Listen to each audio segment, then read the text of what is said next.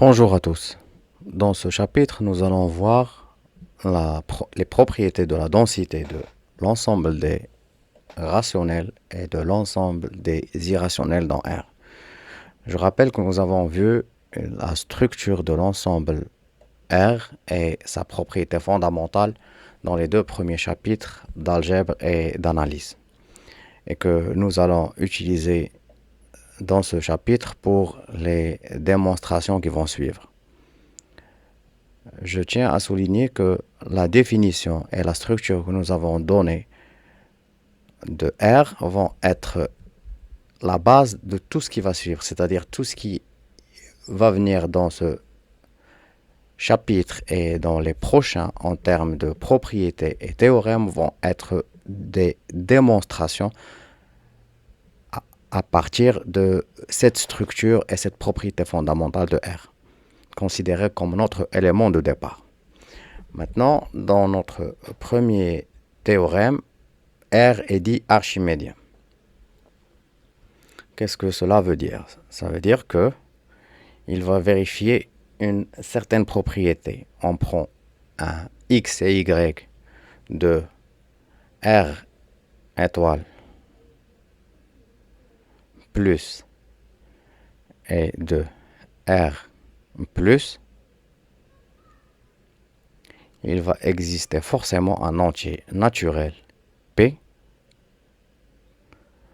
tel que Y est strictement inférieur à P fois X.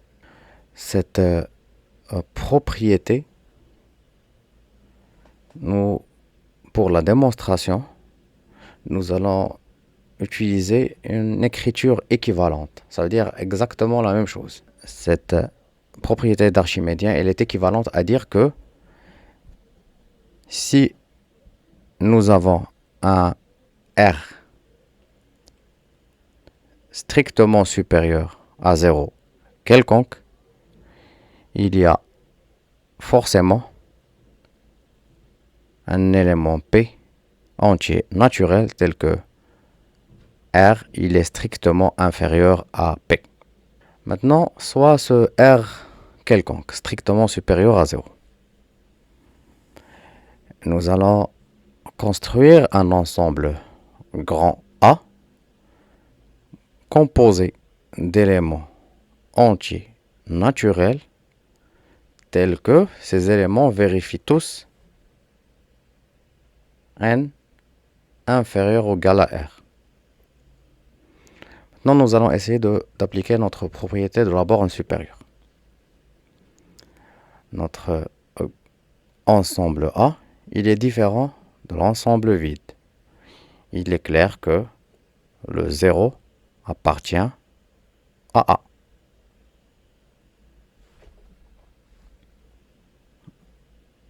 A étant une partie de R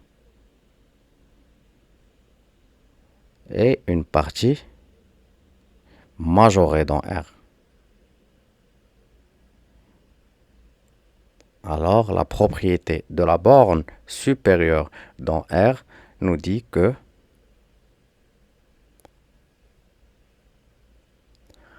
A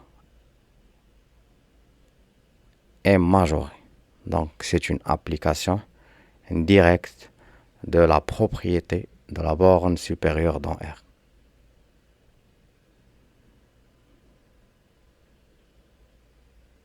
Je l'écris ici. A admet une borne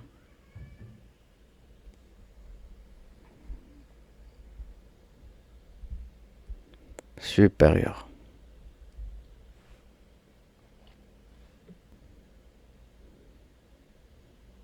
Bien sûr, c'est dans R. On va la noter, cette borne, bêta.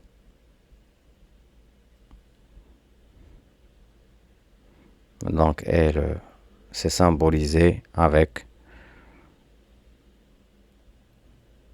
sup de A égale à bêta.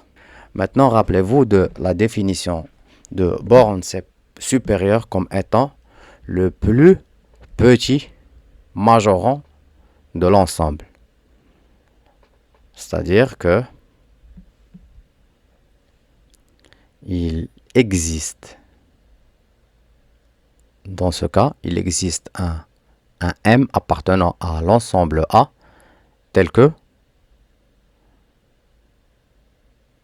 notre bêta moins 1, il est strictement inférieur à M. Pourquoi? Parce que bêta moins 1 ne peut pas être un majorant, puisque bêta est le plus petit majorant de A. Maintenant, par passage de 1 à l'autre côté, et on pose notre P est égal à M plus 1. C'est un entier naturel qui est strictement supérieur à bêta.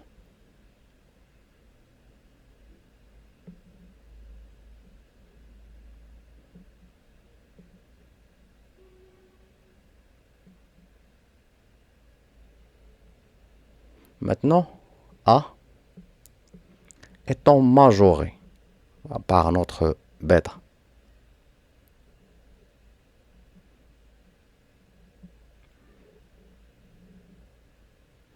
Et que P n'est pas un élément de A.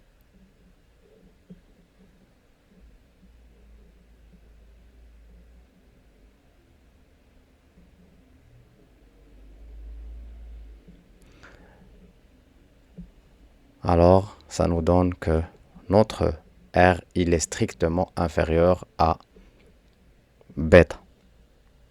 À P plutôt, pardon. Pourquoi? Parce que P, il est en dehors de l'ensemble A. Donc, ce qui prouve notre écriture équivalente. Celle-ci. Et ceci conclut la démonstration du fait que l'ensemble des réels R est archimédien. Ce que nous sommes en train d'établir, ce sont si vous voulez, les propriétés fondamentales qui vont nous permettre de démontrer les propriétés extrêmement importantes de l'ensemble des réels, celles des densités de l'ensemble des rationnels et des irrationnels dans R. On passe maintenant à la définition et à la démonstration de la partie entière. Soit un X quelconque de R. Il existe un unique élément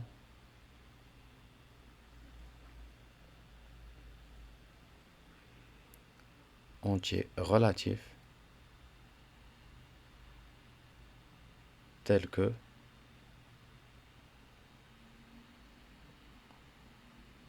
on va l'appeler P, cet entier relatif, tel que P, il est inférieur ou égal à X, strictement inférieur à P plus 1. Et on appelle ce P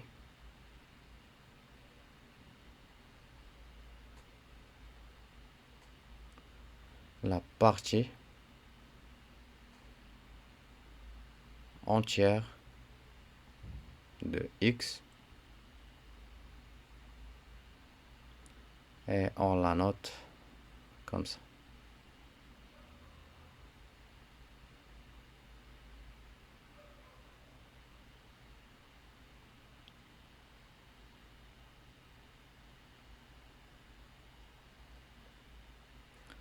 On passe à la démonstration.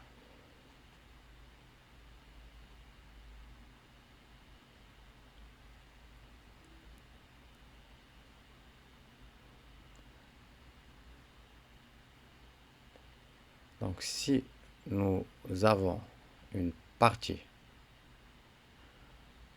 A de l'ensemble des entiers relatif et que c'est une partie majorée dans Z.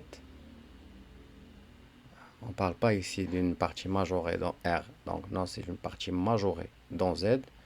Alors, elle a un plus grand élément, c'est-à-dire un élément appartenant à A et qui majore tous les autres éléments de ce même ensemble A. Cet élément-là, ce plus grand élément, il est unique. Donc, je vous invite à voir la définition dans le premier cours d'algèbre et que c'est quelque chose qui est garanti par la propriété de l'antisymétrie de la relation d'ordre. Donc, un ensemble A ne peut pas avoir de plus grands éléments. Donc, l'unicité est garantie par la définition même de l'élément le plus grand d'un ensemble.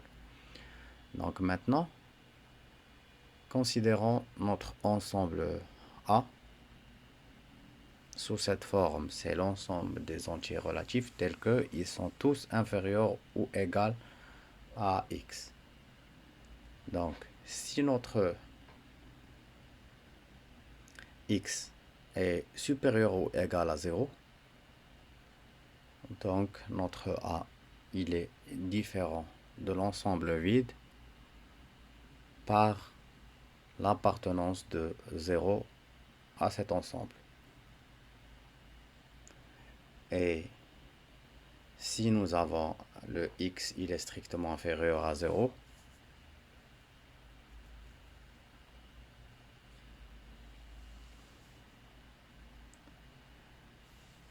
dans ce cas, on va considérer un nouvel ensemble,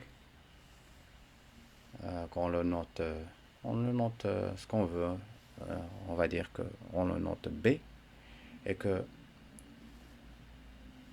cet ensemble-là, exactement la même démarche de démonstration que nous utiliserons avec l'ensemble A en considérant que x est supérieur ou égal à 0. Il suffit que constater que cet nouvel ensemble, on le prend de telle manière à ce que B est égal à moins A. D'accord?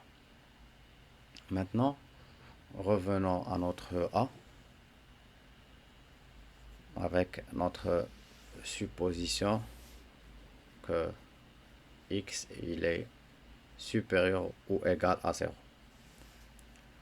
Donc, maintenant, on ne va pas utiliser en fait la propriété de la borne supérieure, mais plutôt on va utiliser le théorème qui nous dit que R est archimédien. Pourquoi? Parce que ce théorème-là, il va nous permettre de majorer notre ensemble A dans l'ensemble des entiers relatifs Z. C'est bien clair l'intérêt? Donc l'intérêt c'est de majorer A dans Z et que par après, si effectivement le A il est majoré, donc il admet un plus grand élément.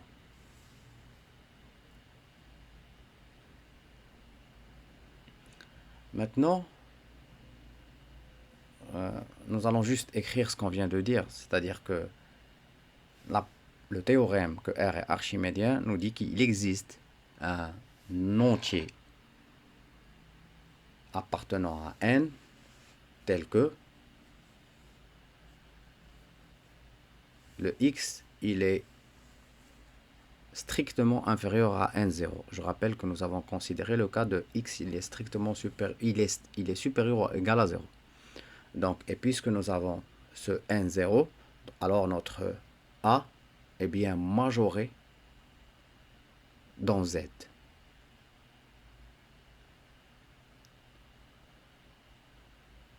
Ce qui implique que notre A a un plus grand élément et que cet élément-là, il est unique.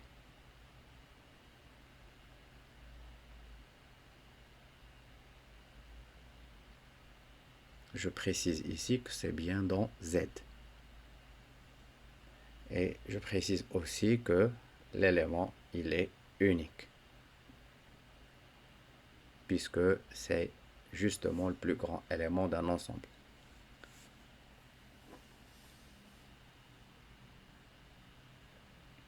Notons-le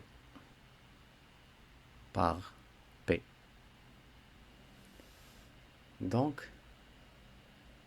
puisque, bien sûr, P plus 1, il est strictement supérieur à P,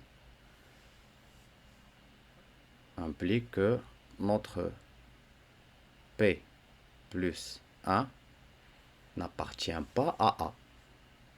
Il est équivalent de dire, par construction de l'ensemble A, que P plus 1, il est strictement supérieur à X. Et de ceci, nous avons notre encadrement. P, il est inférieur ou égal à X, qui est strictement inférieur à P plus 1. D'où la démonstration.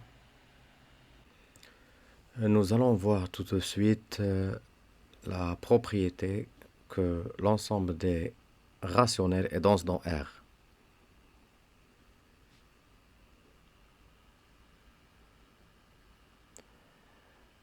Cette propriété veut dire que si on prend deux éléments x et y quelconques de R,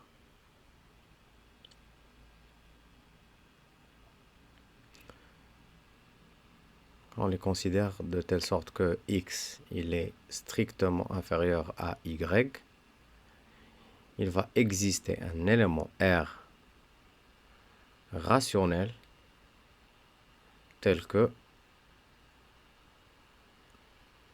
x il est strictement inférieur à R, donc strictement inférieur à y.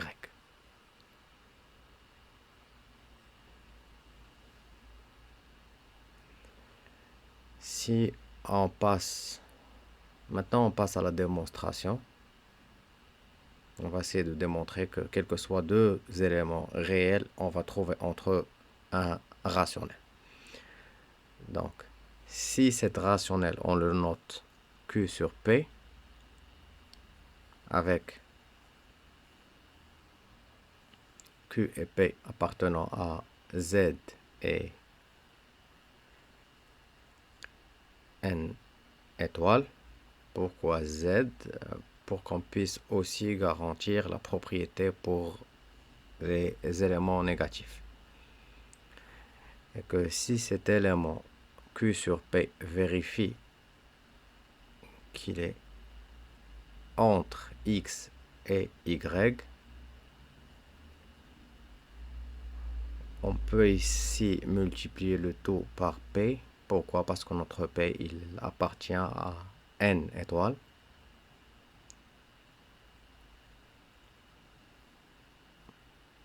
Donc, on a notre P de X strictement inférieur à Q, qui est strictement inférieur à PY. Donc, pour garantir, en fait, qu'un élément entier relatif soit à l'intérieur de cet intervalle, Px et Py au sens strict,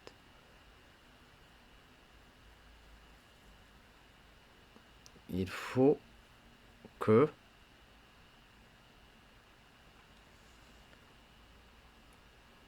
Px moins Py, Py plutôt, pardon, moins P de x soit strictement supérieur à 1. Donc, pour qu'un entier soit entre deux éléments, il faut qu'il vérifie cette inégalité-là. Donc, nous avons, par notre hypothèse de départ, x strictement inférieur à r, donc le y strictement inférieur à y, alors y moins x, il est strictement supérieur à 0. Donc, il va exister un élément P appartenant à n étoile tel que P fois y moins x, il est strictement supérieur à 1. D'où ça vient? Ça vient de la propriété d'Archimède que nous avons vue précédemment.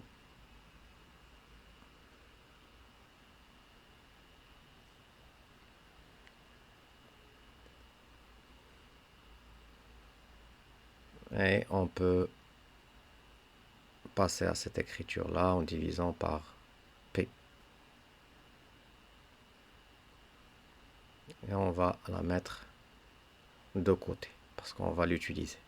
Surtout le sens strict que 1 sur P il est strictement inférieur à y moins x. Maintenant, on va essayer de construire notre élément rationnel. On va prendre notre Q qui est la partie entière de P fois X. OK? Et par définition de la partie entière, on a cet encadrement-là.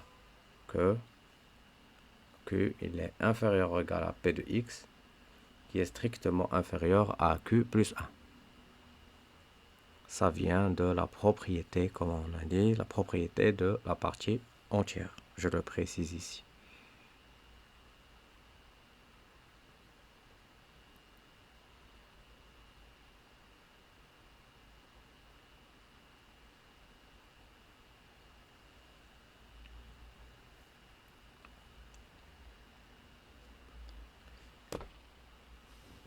Ici, on divise par P, donc on a un encadrement de X, tel que X il est strictement inférieur à Q sur P plus 1 sur P.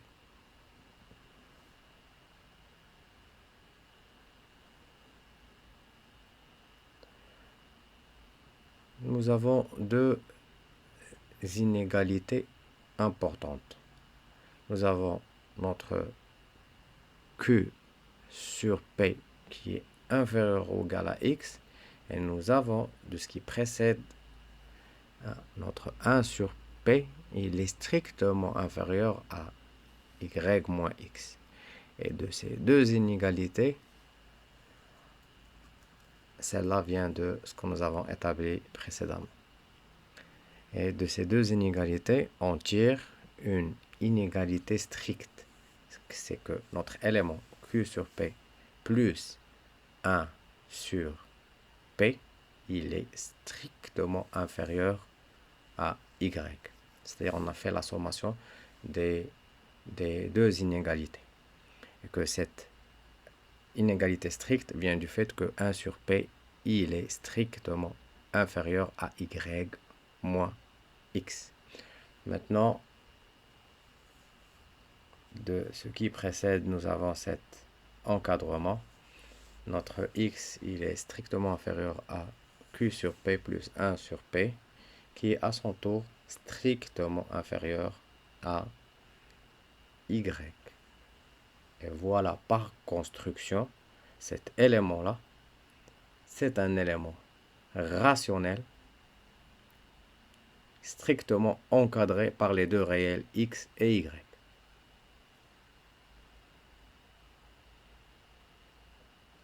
On dit que l'ensemble des rationnels est dense dans R, l'ensemble des réels. Maintenant, nous allons voir la densité de l'ensemble des irrationnels dans R.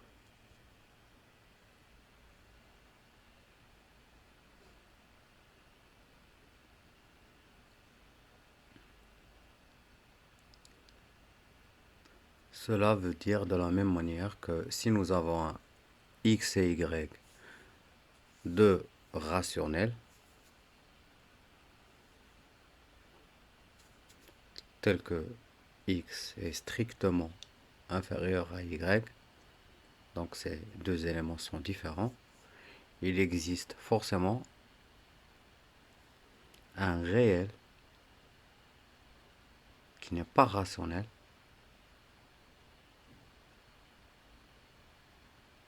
tel qu'il est entre x et y. C'est x inférieur à r, strictement inférieur à r, qui est strictement inférieur à y.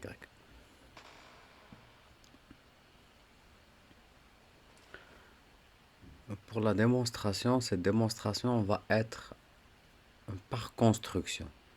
C'est-à-dire on va construire un R qui vérifie cet encadrement. Donc si on prend notre R construit à partir de x et y de cette manière-là, donc c'est x plus y fois racine de 2 sur 1 plus racine de 2. Donc on peut voir qu'il se situe entre x et y d'une manière stricte. Et que ce R-là n'est pas rationnel. Pourquoi? Parce que si il l'était, ou bien si il est rationnel, donc on peut avoir une construction de la racine de 2 de telle manière à ce qu'elle est aussi rationnelle. Chose qui n'est pas vraie.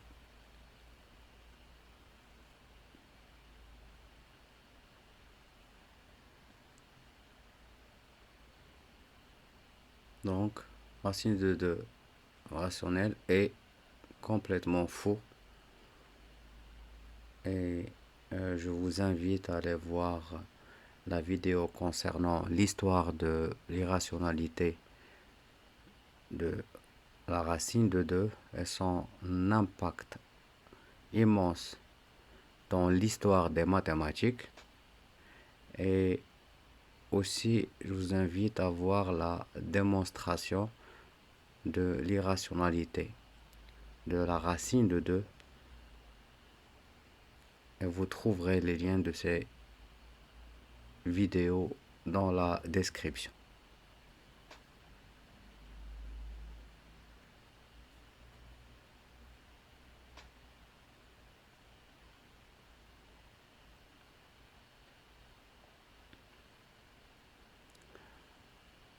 Maintenant, puisque nous avons vu la densité de Q dans R et la densité de l'ensemble des irrationnels dans R, nous avons la propriété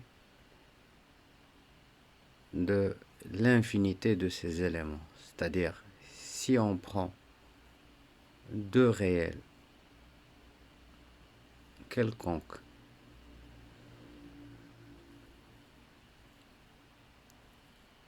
et bien sûr différents,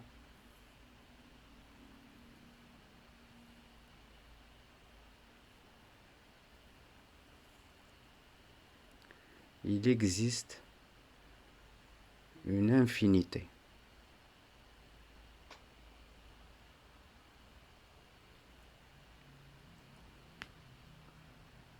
de rationnels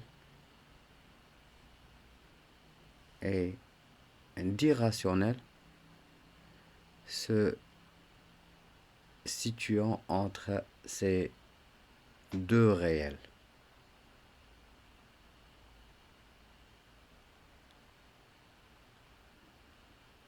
D'accord?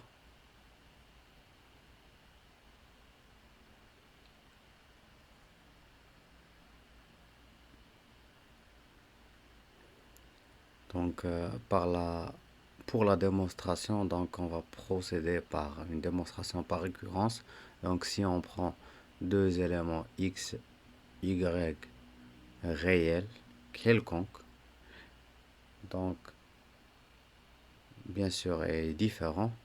Donc, par exemple, notre propriété de la densité de Q dans R, elle assure qu'il existe au moins un élément rationnel entre les deux.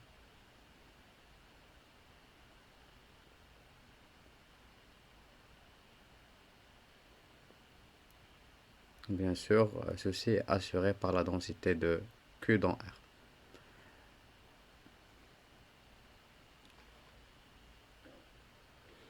Maintenant, si on suppose qu'il y a un n élément rationnel entre, bien sûr, différents entre x et y, c'est-à-dire il vérifie l'encadrement suivant.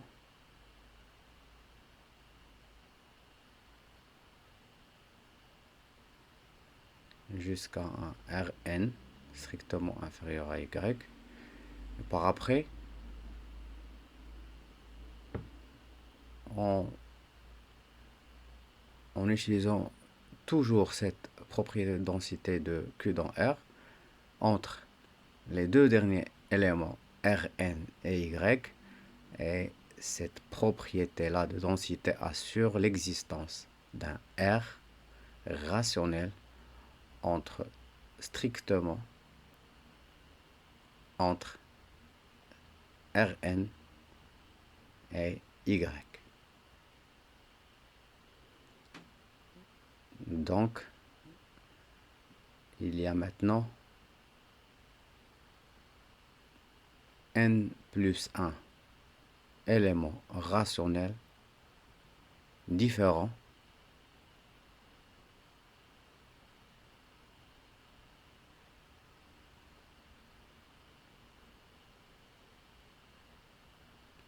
entre x et y.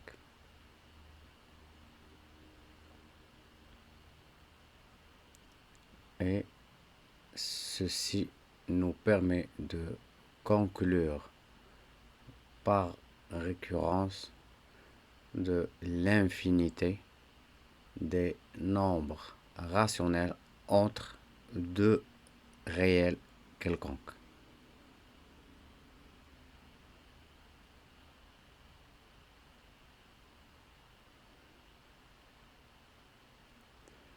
De la même manière, entre deux réels x et y quelconques, on trouve une infinité de nombres irrationnels.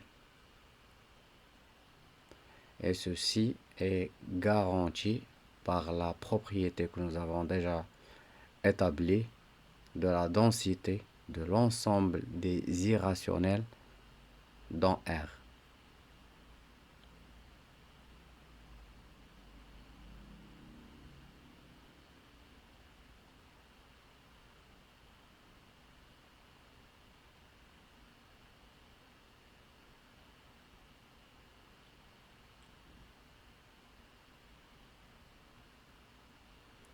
Bien sûr, les réels x et y sont quelconques.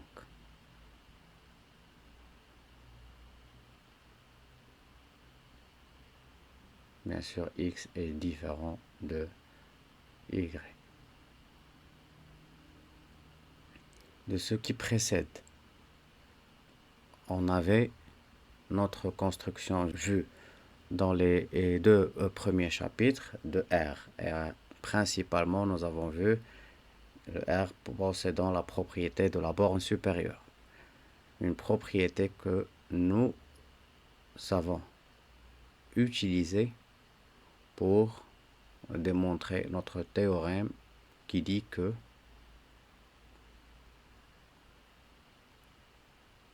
R est archimédien.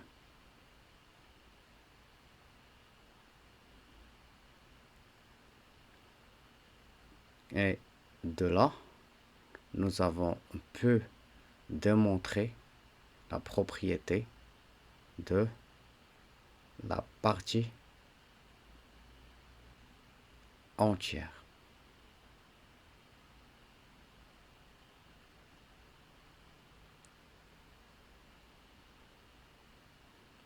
avec le R est archimédien et cette propriété de la partie entière, nous avons pu établir la propriété fondamentale de R, celle de la densité de l'ensemble des rationnels dans l'ensemble des réels. Aussi, nous avons vu que l'ensemble des irrationnels est aussi dense dans R par construction.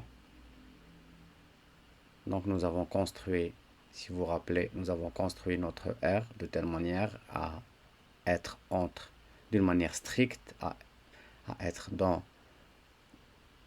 entre X et Y, et que